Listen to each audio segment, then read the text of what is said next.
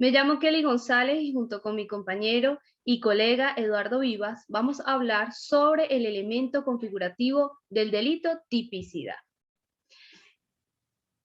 ¿Cómo se puede definir este elemento? La tipicidad es esa relación de perfecta adecuación, de total conformidad entre un hecho de la vida real y algún tipo penal o legal. Bien, ¿qué se debe entender por tipo penal o legal? Es aquella descripción de cada uno de los actos, bien sean acciones u omisiones, considerados delictivos por la ley penal. Un ejemplo de un tipo penal puede ser el hurto, el cual lo encontramos en nuestro Código Penal en su artículo 451 de la siguiente manera. Todo el que se apodere de algún objeto mueble perteneciente a otro para aprovecharse de él, quitándolo sin el consentimiento de su dueño del lugar donde se hallaba, será penado con prisión de 1 a 5 años. Entonces, un acto es típico cuando se puede encuadrar o encajar perfectamente en cualquiera de los tipos penales que hallamos dentro de la ley penal. Cuando ese acto que aconteció en la vida real, encaja perfectamente como un delito dentro de la ley.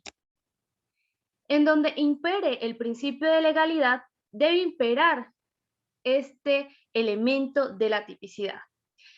Porque si no hay tipicidad, si no hay un hecho contemplado en la ley, no hay delito. Es lo que se conoce como el principio nullo crimen, nulla poena sine previa lege. En la práctica, ¿cómo vemos el elemento tipicidad? Cuando se tiene conocimiento de una denuncia o de una acusación, hay el deber de examinar y determinar si ese acto sobre el cual versa dicha denuncia o acusación es típico o atípico, es decir, si reviste o no carácter penal. Si es típico, entonces es a partir de ese momento en que deben iniciarse las investigaciones para determinar si el acusado es responsable o no. ¿Qué significa el término atipicidad? Atipicidad es la parte negativa de la tipicidad. ¿Y esto qué significa? Se debe entender como en sentido contrario, es decir, cuando un hecho que aconteció en la vida real no está contemplado dentro de la ley penal. Este principio de nullum crimen, nulla poena sine lege está contemplado en nuestra Constitución en su artículo 49, numeral 6, de la siguiente manera.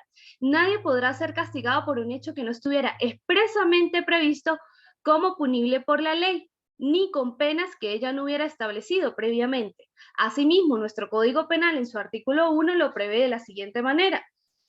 Solo las acciones y omisiones previstas en dicha ley pueden ser consideradas como delitos y faltas.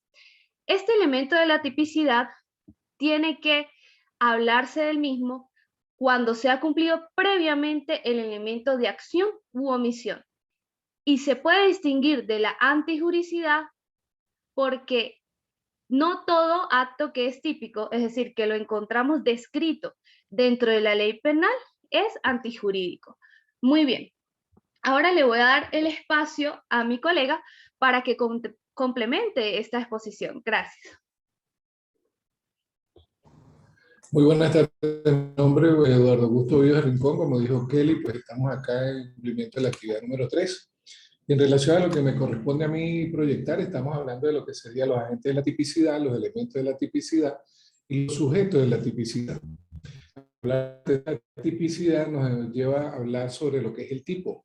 Y el tipo, considerado antiguamente, estaba en función de lo que eran los caracteres integrantes de lo que se conoce como delito en función de ese momento de la antigüedad y hoy en día también. Esos caracteres son objetivos y subjetivos. En función a ello, pues, conseguimos varios doctrinarios, entre los que podemos nombrar a Bailey en el año 1906 en Alemania, el cual considera que el tipo es una situación de orden descriptivo, y posteriormente Marx Ernesto Mayer, en su Tratado de Derecho Penal en 1915, asegura que la tipicidad no es meramente descriptiva, sino es indiciaria de la antijuridicidad. Ese concepto se modifica posteriormente por Edmundo Meyer, para quien el tipo no es simplemente la descripción de una conducta antijurídica, sino es la ratio essendi. ¿Qué es la ratio essendi? La razón de ser. Es la parte fundamental de lo que es la tipicidad. No se define el delito como una conducta típica, ¿ok? Antijurídica y culpable, sino como acción típicamente antijurídica y culpable, realizada por una persona, y esta opinión recibe el apoyo de un doctrinario argentino de nombre Sebastián Soler. El tipo jurídico penal es fundamentalmente real y de validez en función de lo que hablamos anteriormente, la ratio essendi y la razón de ser de la antijuricidad. Y muchas veces se excluye de esa consecuencia todo acto injusto. La acción no es antijurídica a pesar de ser típica de una conducta penal. En la antigüedad, Meyer habló sobre lo que es la ratio cognoscendi de la antijuridicidad, y es decir, que como es un indiciario de ella. Para finalizar, tenemos que Metzger es el que mayoritariamente ha radicado la proyección de la conducta típica, es siempre antijurídica. Quiere decir que todo acto realizado por una persona en función del tipo que ampara la ley para el aspecto penal, pues va a ser condenada en función de su acto. Y pueden ser eliminados prácticamente de ese estilo siempre y cuando el legislador lo haya determinado en la ley objetiva para dicho caso. Continuando con esta parte de la exposición, vamos a hablar de los elementos de la tipicidad, que son elementos objetivos propios de ella, de esta aspecto de lo que sería el tipo penal, donde tenemos calidad, que habla en función a lo que es la relación que puede tener, o la diferencia que puede existir entre la calidad de sujeto activo y la calidad de sujeto pasivo. La conducta, que es lo que permite determinar la acción, omisión o comisión para la realización de un acto delictivo. El bien jurídico tutelado, todo lo que protege el derecho. ¿Pero cuál derecho? El derecho penal, en el que estamos hablando. El objeto material, que es la cosa o persona sobre la cual recae la acción delictiva realizada por la persona activa que realiza dicha actividad. Las circunstancias, como se establecen en el Código Penal, son proyectadas en función de tiempo, modo y lugar, y que son las que permiten que el hecho ocurra y produzca una consecuencia en función de una persona. Tenemos también los medios comisivos, que son los que permiten que se realice el hecho por parte de una persona, y hablamos de la violencia moral o física que pueda recibir. Hablamos del nexo causal, que son condiciones más o menos que permiten la concurrencia de la producción del acto jurídico, y tenemos como el resultado que es la acción que ha realizado una persona y ha producido un efecto por lo general negativo en función de otra persona. Hablando de los sujetos de la tipicidad, tenemos que los sujetos de la tipicidad están proyectados en dos tipos, el sujeto activo y el sujeto pasivo. El sujeto activo es aquel que realiza la actividad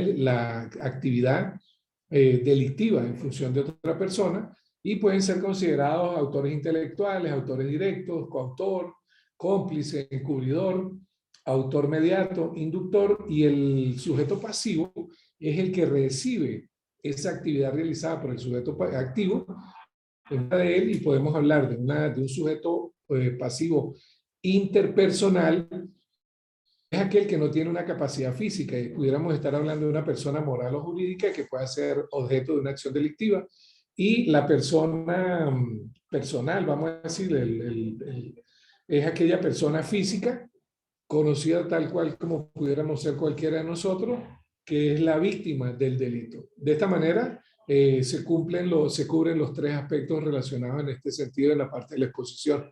Dejo con la palabra nuevamente a Kelly en el sentido de culminar.